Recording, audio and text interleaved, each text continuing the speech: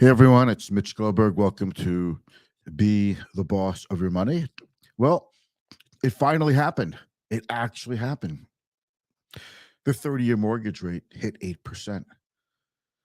Wasn't a big surprise. I think the last few days we all expected it, but it did hit 8%, and that's a nice round number. It generates headlines, and the 10-year bond, the 10-year treasury, is just one little trade away from hitting 5%. I don't think these moves to these round numbers are the end of the world. I don't think they mark some cataclysmic event. It's just it'll keep the pressure on the housing market. It'll keep pressure on first-time home buyers. It'll keep the pressure on from more inventory coming into the home real estate market, residential real estate market. And the 10-year hitting 5%, which it hasn't done yet, but it's very, very close.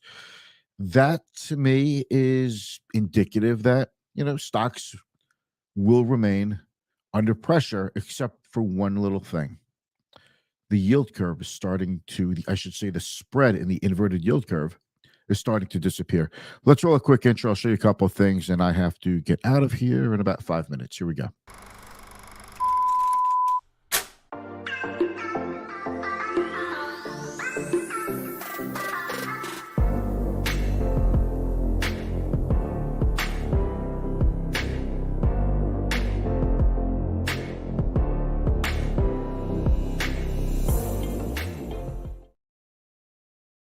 We're back. Let me put something on the screen. All right. I put this out before. I just want you to see this. And right now, my intention with this live stream today is just to keep you from making a hasty decision. That's what this is for right now. Mortgage rates about to reach 8%. 10-year treasury about to reach 5% with scary emoji next to them. And what I wrote is, if and when these two round figure interest rates are reached, it'll generate lots of headlines. It just means that the trend of higher interest rates is still in place. This does not mean that investors need to ditch their investment and financial plan. Instead, evaluate and adjust accordingly. That's what I want you to do every day. I don't like sudden moves. Listen, the stock market can have sudden moves. The bond market lately has had sudden moves. In fact, it's had the worst bear market for bonds, the worst fall in bonds and biggest rise in yields in the long end of the bond that we've seen in 20-something years. We've got the highest yields in almost 20 years. It's a really good time to be an income investor. And by the way, while you're watching this, if you don't mind, give us a thumbs up. If you're watching in the replay, because these shows are always on my timeline after the live stream, so you can watch them at any time, give us a thumbs up if you don't mind. It helps, helps spread the good word, helps your contacts see the show as well. And if you have any questions or comments, if you have any questions, words of wisdom, I'll take comments, all that good stuff. If you want to ask me something in the comments, please go ahead. I love seeing you there, and it's my favorite part about this. So I'd love to hear from you. Let's take that screen down, and I'll just show you the quick comparison of where the rates are. 8%. Okay, this is 8% on the 30-year mortgage. First time we've seen this since 1995. I remember 8% because in 1995, we bought our first home with a mortgage. We moved into Jericho, New York, where I think we paid $275 for the house, which it's amazing how cheap the house was compared to what they are now. And that was 1995. I think I was maybe 27 years old. All right. So here we are at the 10-year yield, 4.91%. It was, let me just scroll this down.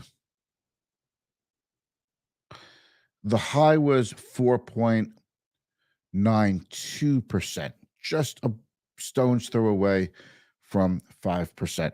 So this is what everybody's focused on. There's really not much else to focus on besides the interest rate picture. But the round numbers, 8%, 5%, this does refocus investors' minds. that interest rates that are higher for longer. It puts pressure on all markets, from housing to stocks to bonds. We've already had pressure. That's why this has been a tough year for the bond market, and it's been an okay year for the stock market. The largest mega cap tech stocks have been doing well, but that is about it. And I want to show you something else here. So let me just pop this up. I'm going to talk about spreads. Okay. This is the U.S. dollar investment grade. This is basically domestic corporate bond funds. It's a domestic corporate bond ETF. The yield on it continues to, forget the chart. That's not what I'm looking at. 4.06%. So decent bonds that are corporate bonds are paying on the aggregate a little over 4%. Yet treasuries are paying more. Even a 10-year treasury is paying 4.9+%. If worries about a bear market were going to take hold, you would see credit spreads widen between corporate bonds and treasuries. But instead, we have an inverse relationship. This is almost like another inverted yield curve. So what I'm saying is, bond investors in corporate bonds who are very sensitive to the economic outlook are not worried about the economic outlook. We could slow down, but this does not indicate that we are looking at a recession or that bondholders are worried about that. We've got somebody in the comments. Let's see. Okay, Philly, cash is best position right now.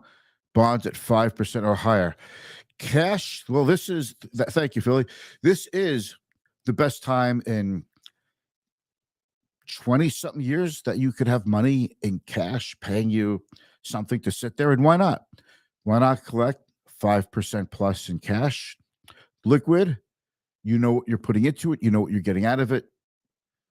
It's cash, and you're making something on it.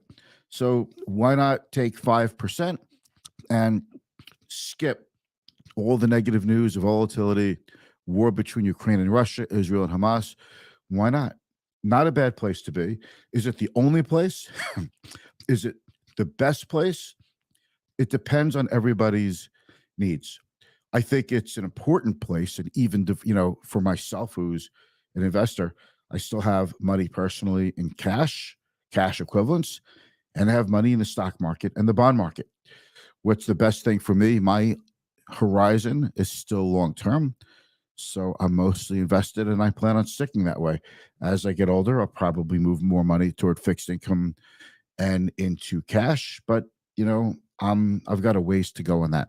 But it's different for everybody. But I do hear what you're saying. It's a great alternative now to escape the volatility of the stock market while you seek stability and safety. That's about it. So that's the talk. Interest rates, the 10-year treasury almost 5%, the 30-year mortgage hitting 8%. Not much else to know. We're focusing on these things. By the way, that whole war premium of the Russian to bonds and interest rates going down with regard to the breakout of the hostilities in the Middle East, it's all gone. Like we spoke about, geopolitical events typically create a flight to safety, money going into bonds, and then the money goes right out. And as of now, investors are not anticipating that the war between Hamas and Israel spreads beyond their borders. We've got Philly. Hey, Phil, happy birthday, my man. Thank you so much for joining me. Hi, miss you. And I think I'll be in your neck of the woods pretty soon, and I will definitely let you know. That's about it. I have to run, and I'll speak to you tomorrow. Okay, stay tuned.